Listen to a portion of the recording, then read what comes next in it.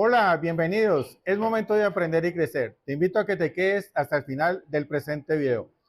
Vamos a hablar de evolución de los seres vivos.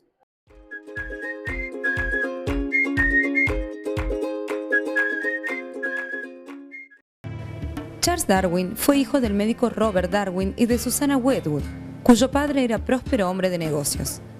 Hijo y nieto de médicos sin problemas económicos que limitaran su educación, tuvo un ambiente familiar muy favorable para poder desarrollar durante su vida un gran trabajo intelectual.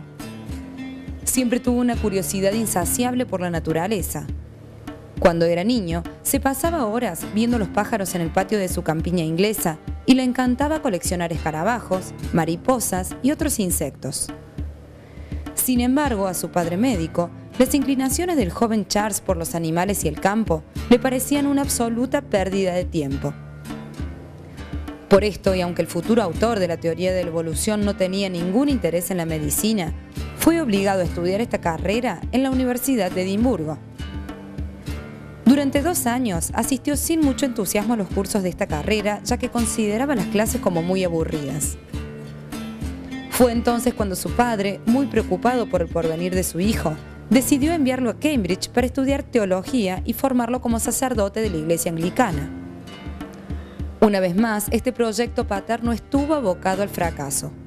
Charles Darwin dejaba de lado las cuestiones espirituales y prefería abocarse a las clases de botánica y salir al campo para buscar nuevas especies de insectos. Sin embargo, aunque no mostró demasiado interés en los estudios académicos, supo aprovechar la vida universitaria para establecer contactos. Así fue como el joven Darwin entró en contacto con un prestigioso grupo selecto de naturalistas de Cambridge. Uno de ellos fue John Stephen Henslow, profesor de botánica. Además de convencer a Darwin para que realizara trabajos de campo de geología, le ofreció la posibilidad de su vida: participar de una expedición a bordo del Beagle, un barco que daría la vuelta al mundo y le permitiría conocer la vida salvaje a lo largo de toda la costa y de Sudamérica, además de ser el hito fundamental para el desarrollo de la teoría de la evolución. La difusión de sus novedosas y polémicas ideas, sin embargo, fue un proceso largo y difícil.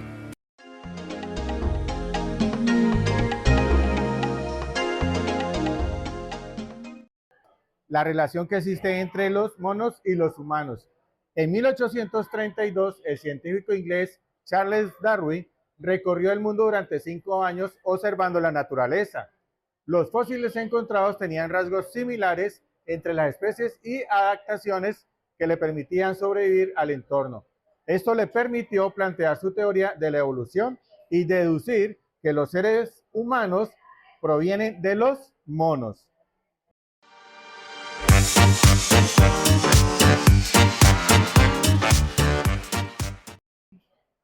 Teoría de la evolución. Darwin permaneció 6 semanas en el archipiélago de las Islas Galápagos, estudiando su flora y fauna, en donde formuló su teoría de la evolución. Es decir, planteó que las especies cambian con el tiempo, que las especies nuevas provienen de las preexistentes y que todas las especies comparten un ancestro común. Con su teoría, plantea que los organismos mejor adaptados al entorno son aquellos que sobreviven y se reproducen. Todo esto se da con un mecanismo que él lo llamó selección natural.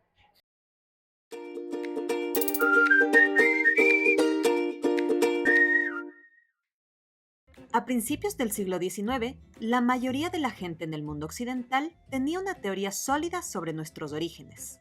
Todas las criaturas fueron formadas por un único creador.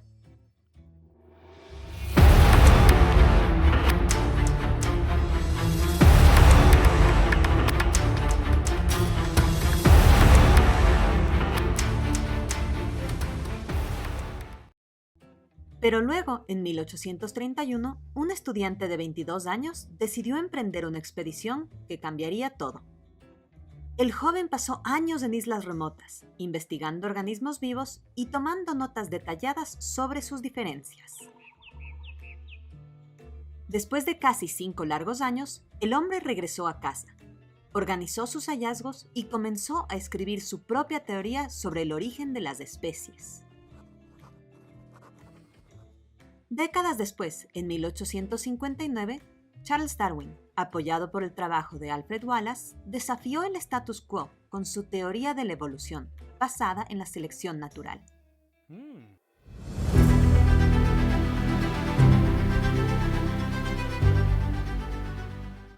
La selección natural es el proceso mediante el cual las poblaciones de organismos vivos se adaptan, reproducen y cambian.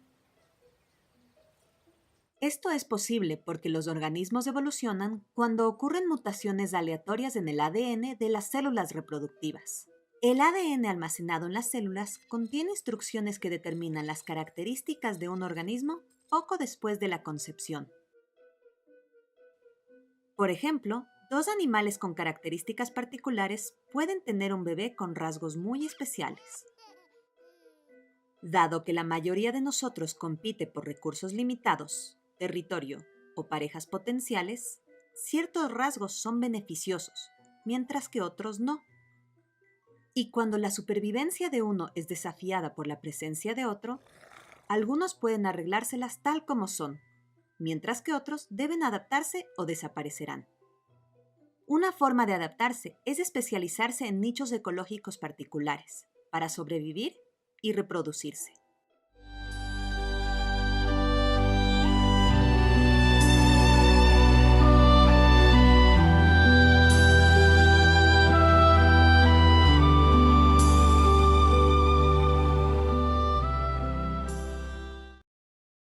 Con el tiempo puede haber ciertas mutaciones que luego mejoren la capacidad de uno para reproducirse. Si estos rasgos particulares también son heredables, es decir, se transmiten de padres a hijos, entonces habrá una ventaja reproductiva, y eso es lo que la teoría evolutiva moderna define como aptitud. La frase supervivencia del más apto representa el proceso dentro de una población, donde las variantes aptas dejan copias reproductivas de sí mismo y las variantes menos aptas se reproducen menos o desaparecen. A lo largo de generaciones, los rasgos aptos se convierten en la variación dominante en una población y luego pueden surgir como una nueva especie, un grupo de organismos similares que se reproducen entre sí y no con otros. Y como todo esto sucede en el entorno del organismo, que puede cambiar en cualquier momento, es su entorno natural el que selecciona cuán exitosa es una especie en la reproducción. Y es por eso que todo el proceso se conoce como selección natural.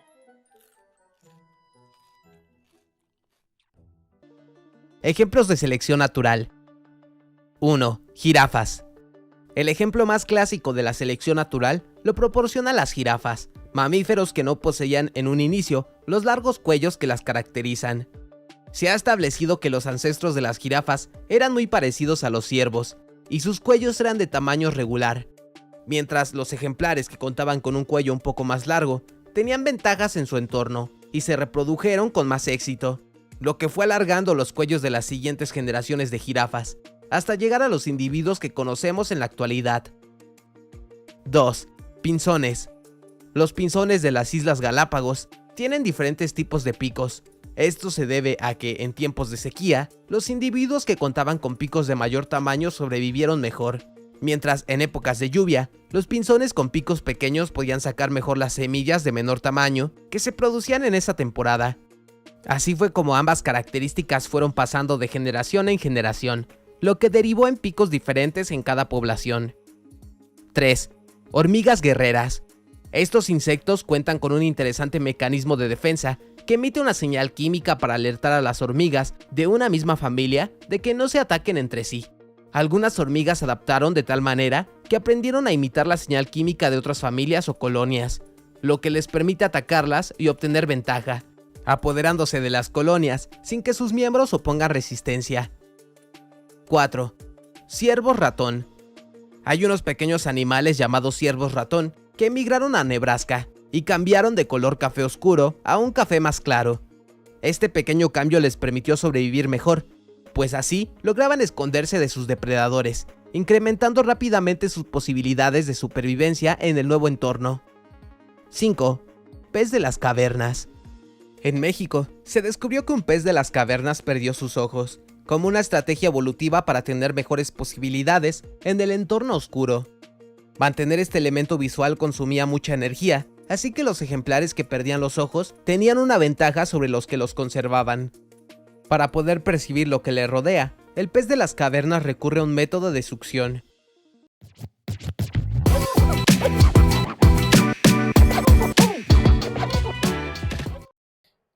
¿Cuáles son entonces los tres pilares fundamentales que sostienen las teorías de Charles Darwin?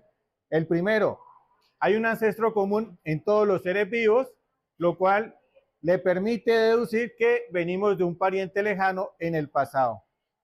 El segundo pilar corresponde a las adaptaciones, que son las características que le permiten a un organismo sobrevivir a su entorno. Tenemos como ejemplo el cuello largo de las jirafas, lo que le permite alcanzar las hojas de los árboles. El tercer pilar corresponde a la selección natural. La naturaleza elige a los individuos mejor adaptados para sobrevivir y reproducirse. Es importante destacar que la propuesta naturalista de Darwin creó un fuerte conflicto con la Iglesia en el siglo XIX, al cuestionar la creación divina directa, es decir, fijísmo. En 2008, la Iglesia Anglicana de Inglaterra pidió disculpas públicas a Charles Darwin, reconociendo sus investigaciones sobre la teoría de la evolución.